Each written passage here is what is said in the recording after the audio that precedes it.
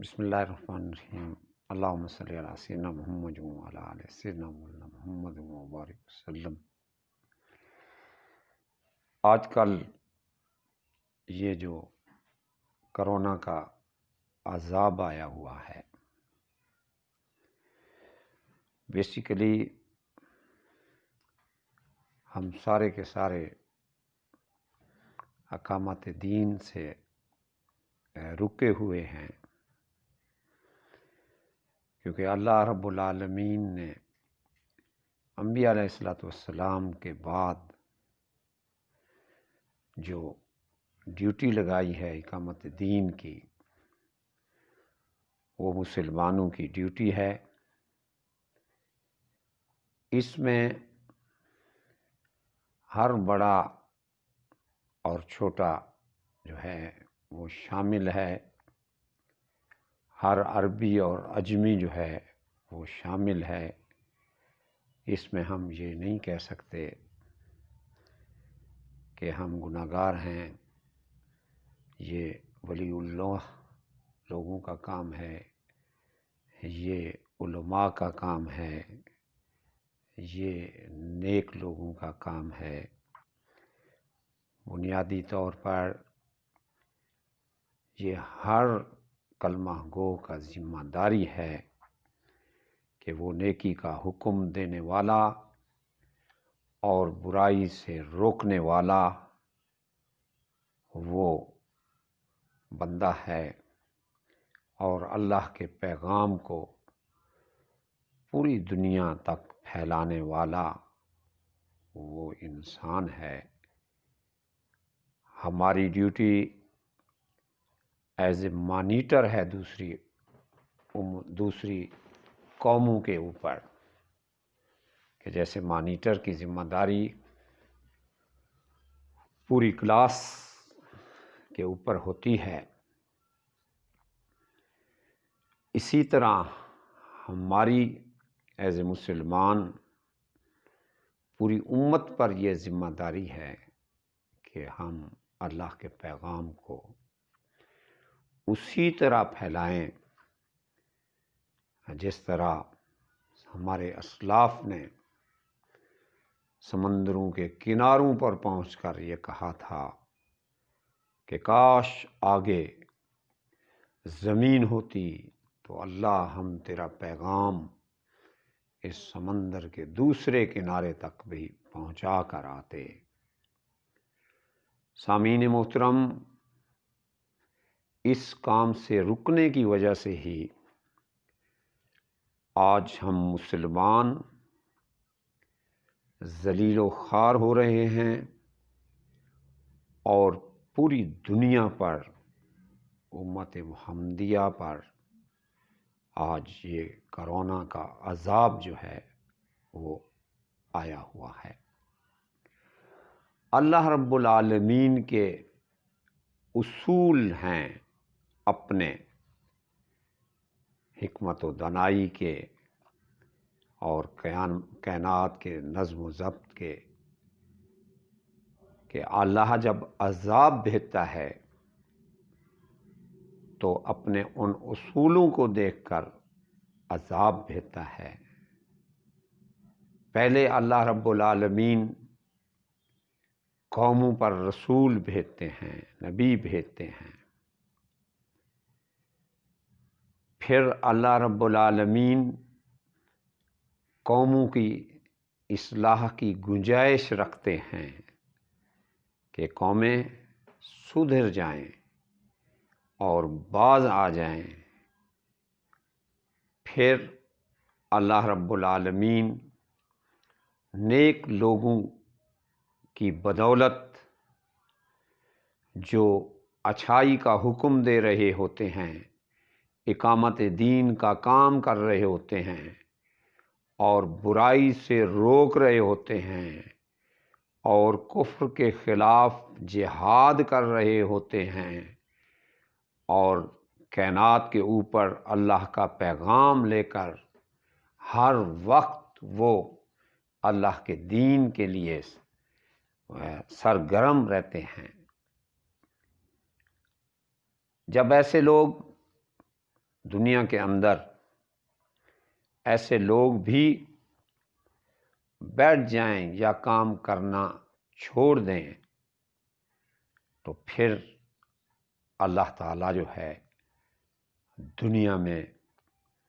اپنا عذاب جو ہے وہ نازل کرتا ہے، اور اس کی مختلف قسم کی شکلیں ہوتی ہیں، آندھی و طوفان کی شکل میں، سیلاب کی شکل میں، پتھروں کی بارش کی شکل میں، زلزلہ کی شکل میں، قحط کی شکل میں، طاعون کی شکل میں۔ سامعین محترم، آج کا آیا ہوا عذاب بھی بیماری کی شکل میں ہے کہ جیسے پیچھے ماضی میں طاعون کی بیماری کی وجہ سے کروڑہا انسان مرے تھے، اسی طرح آج یہ کرونا، یہ بھی وہ خدائی عذاب ہے جو ہم پر نازل ہوا ہے، ہمارے اپنے کرتوتوں کی وجہ سے، کہ جب عدل و انصاف کا خاتمہ ہو رہا ہو،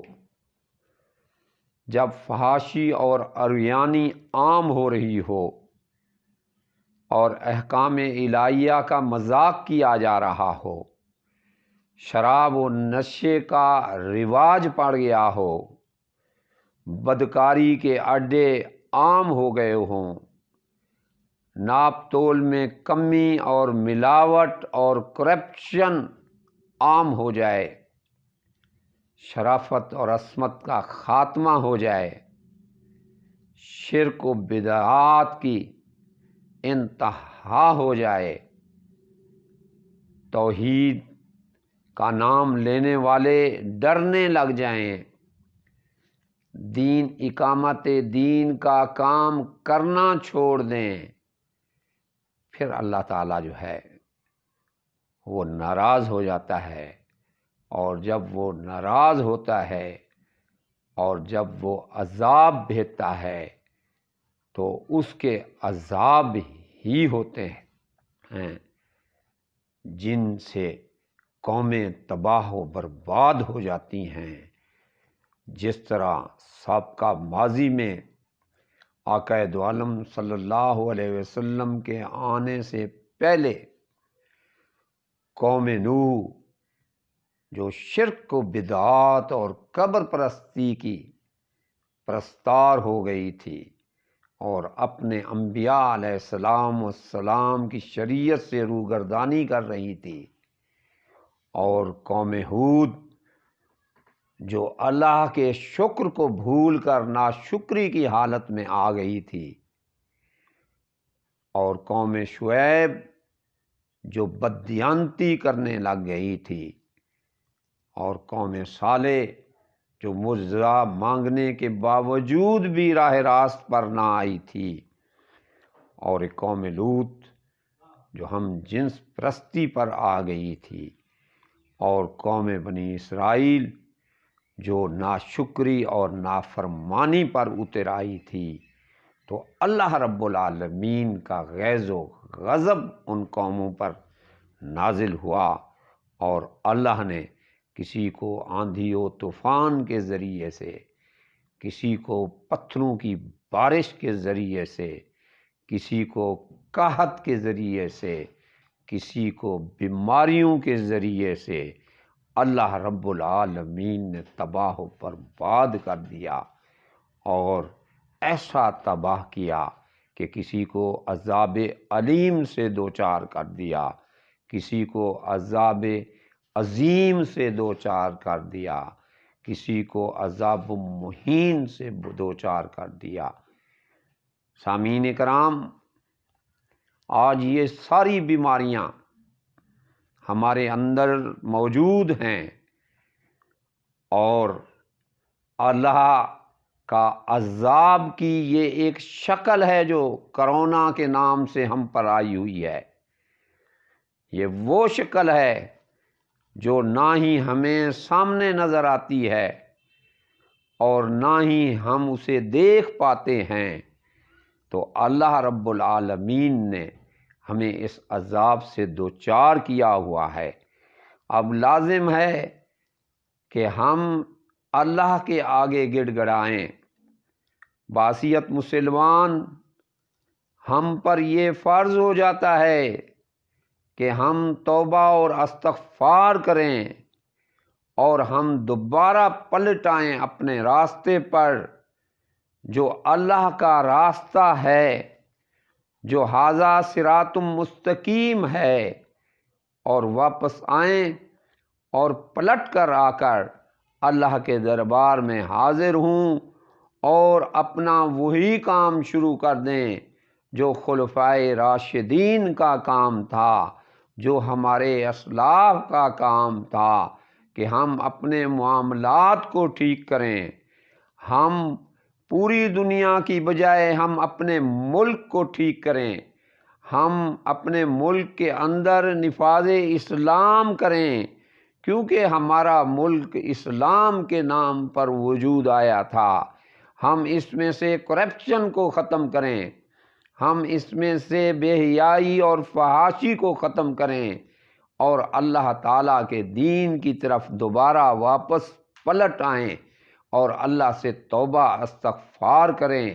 ہم پر لازم ہے کہ ہم ہر حالت میں اللہ کے آگے روئیں، اللہ کے آگے گڑ گڑائیں، ہم اپنے گناہوں کی معافی اسی طرح مانگیں جیسے بچہ رو رو کر لیٹڑیاں مار مار کر اپنے ماں باپ کو راضی کر لیتا ہے۔ ہم بھی اللہ کے آگے سجدہ کے اندر گر کر رو رو کر لیٹڑیاں لگا لگا کر اللہ کو منا لیں۔ میرے بھائیوں، معزز سامعین، اگر ہم نے اللہ کو نہ مانا، اگر ہم نے اللہ سے معافی نہ مانگی، تو کوئی دنیا کی قوت اور طاقت ہی نہیں ہے جو ہمیں بچا سکے، کیونکہ تمام کی تمام شیطانی قوتیں، طاغوتی قوتیں، غلط قسم کی قوتیں ہر لمحے ہمیں ہڑپ کرنے کے لیے، ہمیں کھانے کے لیے، ہم پر مسلط ہونے کے لیے ہر لمحے تیار ہیں۔ ہم اس عذاب سے بچنے کے لیے اپنے آپ کو سرنڈر کر دیں اور اللہ کے آگے جھک جائیں۔ سبحان ربک رب العزت عما یصفون وسلام علی المرسلین والحمد للہ رب العالمین۔ اللہم صلی علی محمد وعلی آل محمد وبارک وسلم۔